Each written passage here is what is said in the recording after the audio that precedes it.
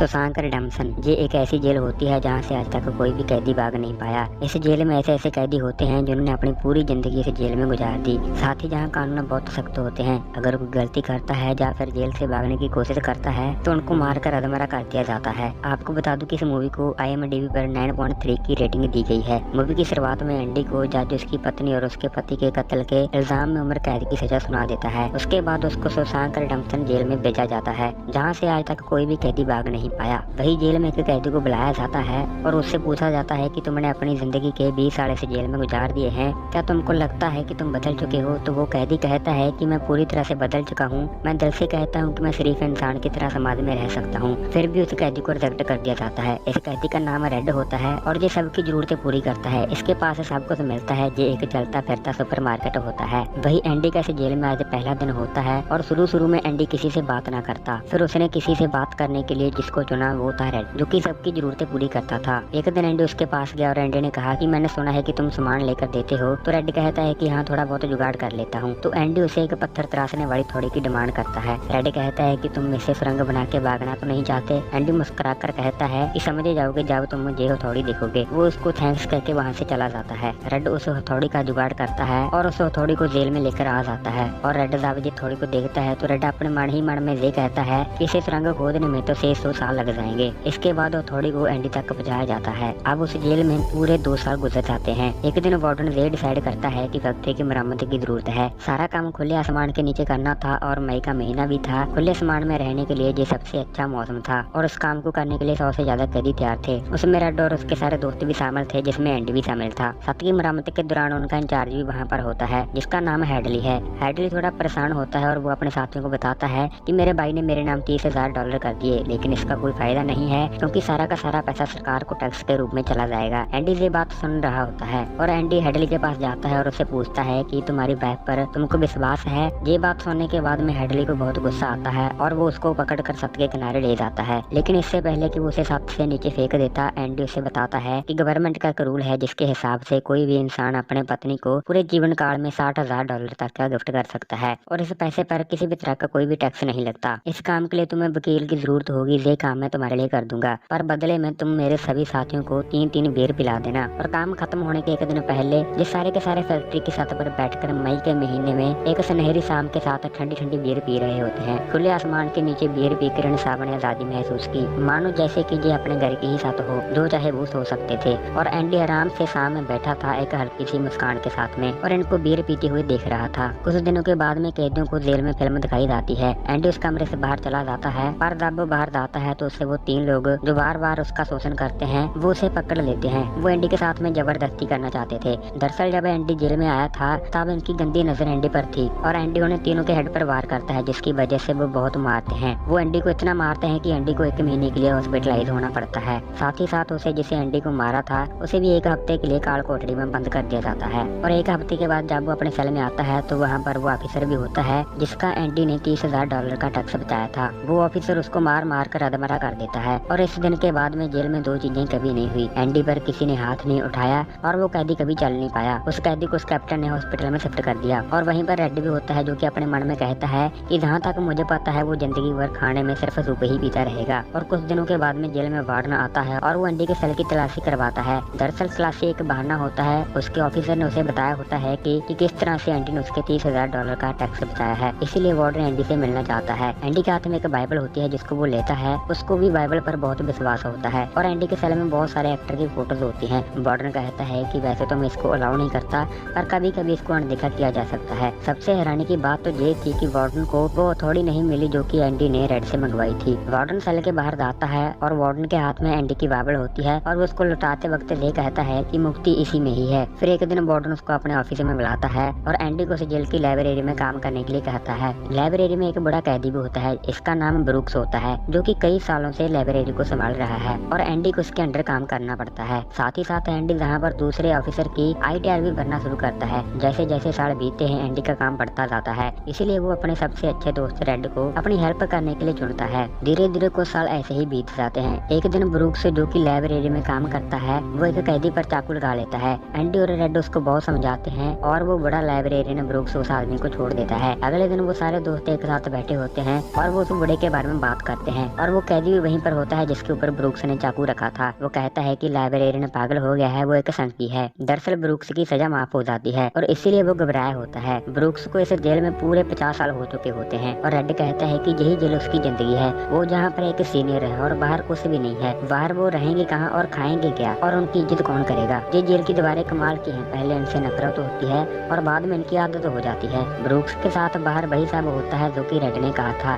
Brooks कहता है कि विश्वास नहीं होता कि जिंदगी कितनी तेज भागती है। जब मैं बच्चा था तब रोड पे एक गाड़ी होती थी, लेकिन अब हर जगह गाड़ियां हैं। दुनिया बहुत तेज भागने लगी है। ब्रूक्स जेल में पूरे 50 साल काटता है और 50 सालों के बाद में दुनिया पूरी की पूरी बदल चुकी होती है। जहाँ पहले रोड पर एक गाड़ी होती थी, आज गाड़ियों की लाइन लगी पड़ी होती है। ब्रूक्स को गवर्नमेंट रहने के लिए एक घर भी देती है और उसको एक नौकरी भी देती है। नौकरी उसको स्टोर में सामान पैक करने की दी जाती है। ब्रूक्स का बाहर बिल्कुल भी मन नहीं लगता था। इसको रात को बुरे सपने आते थे। वो बाहर की जिंदगी में सर्वाइव नहीं कर पा रहा था, इसलिए वो खुद को मार लेता है। वही वार्डन जेल में एक नया प्रोग्राम शुरू करता है। इस प्रोग्राम में जेल के कैदी को बाहर ले जाकर काम करवाया जाएगा ताकि इन्हें पता चल सके कि मेहनत से पैसे कैसे कमाए जाते हैं। जेल में कैदियों की लेबर बहुत सस्ती होती है और इसी फायदे से वार्डन बहुत ज्यादा पैसा बना रहा होता है। पर उसका जो पैसा ब्लैक में होता है, एंडी उसकी इसमें मदद करता है। वो उसका पार्टनर एक ऐसे आदमी को बनाता है जो इस दुनिया में है ही नहीं, यानी कि वो नकली डॉक्यूमेंट बनाते हैं और उसके अकाउंट में सारे के सारे पैसे ट्रांसफर कर देते हैं ताकि आगे जाकर अगर पुलिस को पता भी चल जाए तो पुलिस वाले ऐसे आदमी की तलाश करेंगे जो कि इस दुनिया में है ही नहीं। अब जहाँ जेल में एक नया कैदी आता है जिसका नाम टॉमी होता है। उसको जब पता चलता है कि एंडी ने आज तक कई लोगों की मदद की है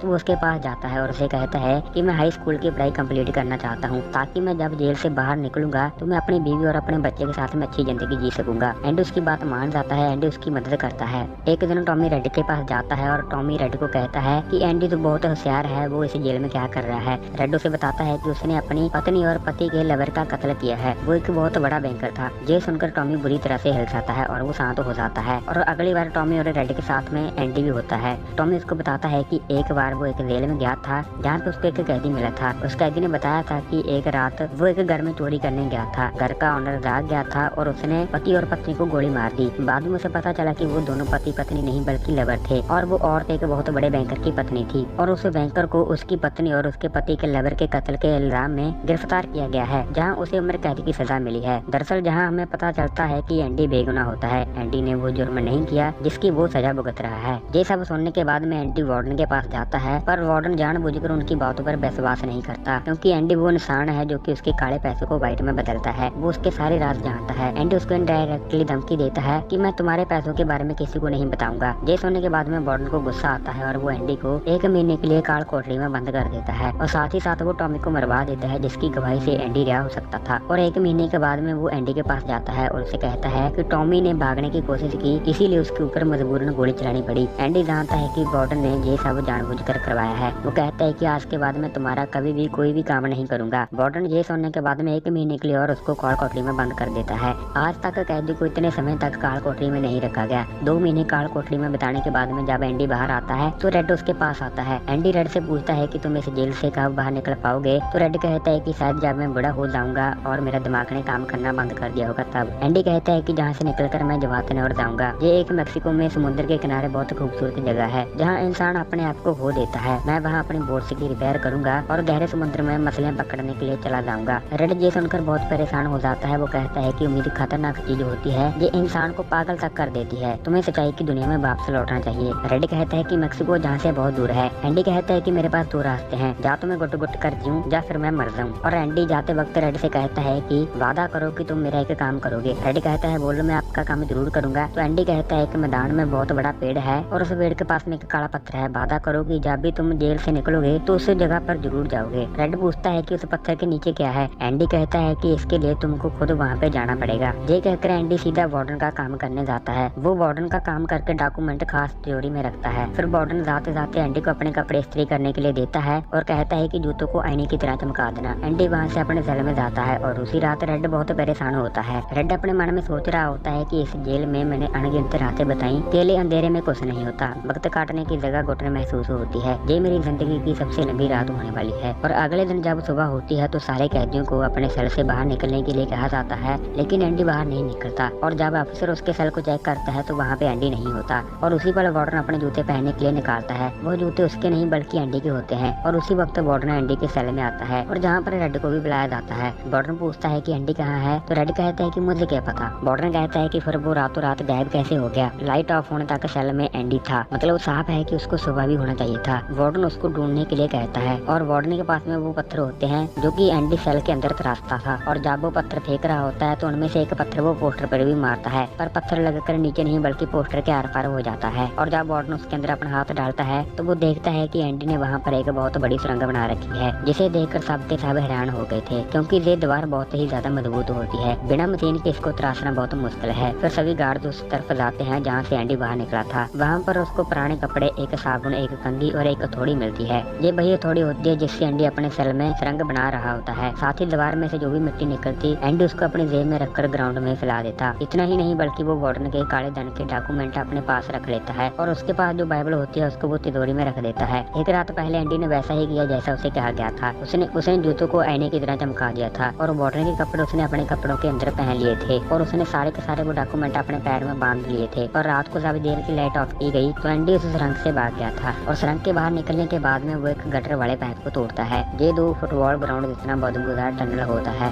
तो आप सोच सकते हो कि बदबूदार इतने बड़े टनल थे, एंडी कैसे बाहर निकला होगा। और अगली सुबह एंडी एक बैंक में जाता है जहाँ वार्डन का सारा काला धन होता है। ये धन एक ऐसे आदमी के नाम पर होता है जो कि इस दुनिया में है ही नहीं। उस आदमी के सिग्नेचर करता था एंडी, और उसके पास सारे के सारे डॉक्यूमेंट होते हैं जिसके चलते कि वो सारे के सारे पैसे निकाल लेता है। वो पैसे कुल $2.95 मिलियन थे। एंडी को सिर्फ आजादी ही नहीं मिली बल्कि वो सारे के सारे पैसे अपने साथ ले जाता है, और एंडी के पास वार्डन के काले धंधे के सारे डॉक्यूमेंट होते हैं, और वो डॉक्यूमेंट प्रेस को भिजवा देता है। और अगली सुबह अखबार में इस डॉक्यूमेंट के बारे में खबर होती है, और जब वार्डन खबर पढ़ता है तो वो तिजोरी को खोलता है तो उस तिजोरी के अंदर डॉक्यूमेंट नहीं बल्कि उसके अंदर बाइबल होती है। एंडी ने बाइबल के पहले पेज पे ये लिखा था कि तुमने सही कहा था कि मुक्ति इसी में ही है। और जब वार्डन पेज पलटता है तो वो देखता है कि वहाँ पर हथौड़ी का निशान होता है। दरअसल एंडी ने पेज को हथौड़ी के शेप से काटकर एक सांचा बनाया हुआ था जिसके अंदर वो अपनी हथौड़ी को छुपाया करता था। और आज से 20 साल पहले वार्डन जब पहली बार एंडी के सेल में गया था और एंडी की बाइबल उसके हाथों से लेकर वापस उसे लुटाई थी, उस वक्त वो हथौड़ी इसी बाइबल में ही होती है। इतने में उसे पुलिस गिरफ्तार करने के लिए आ रही होती है। पुलिस के गिरफ्तार करने से पहले ही वार्डन अपने आप को गोली मारकर मार लेता है। फिर एक बार फिर से रेड को वही ऑफिसर अपने पास बुलाते हैं, और वो ऑफिसर कहते हैं कि तुमने अपनी पूरी जिंदगी के 40 साल से जेल में बिता दिए हैं, क्या तुमको लगता है कि तुम में सुधार आया है? तो रेड कहता है कि सुधार, मुझे पता नहीं कि तुम किसके बारे में बात कर रहे हो। मेरे लिए ये एक सिर्फ शब्द है जो कि तुम जैसे लोगों के लिए बनाया गया है ताकि तुम जैसे लोग ये सूट पहनकर नौकरी पा सकें। रेड कहता है कि एक दिन ऐसा नहीं जाता जब मैं पछताता नहीं। इस बार रेड को प्रूव कर दिया जाता है और उसकी सजा माफ कर दी जाती है। अगली सुबह रेड जेल से बाहर जाता है। वो उसके लिए वैसे ही था जैसे ब्रूक्स के साथ था। गवर्नमेंट ने उसको वही रूम दिया और वही नौकरी दी जो कि ब्रूक्स को दी थी। रेड अपने मैनेजर से पूछता है कि सर मैं बाथरूम जा सकता हूँ, तो मैनेजर उसको अपने पास बुलाता है और कहता है कि ये हर बार पूछने की जरूरत नहीं है, जब तुमको जरूरत हो तो तुम जा सकते हो। तो रेड वहाँ से बाथरूम में चला जाता है और मन ही मन में वो सोच रहा होता है कि मैंने अपनी पूरी जिंदगी के 40 सालों तक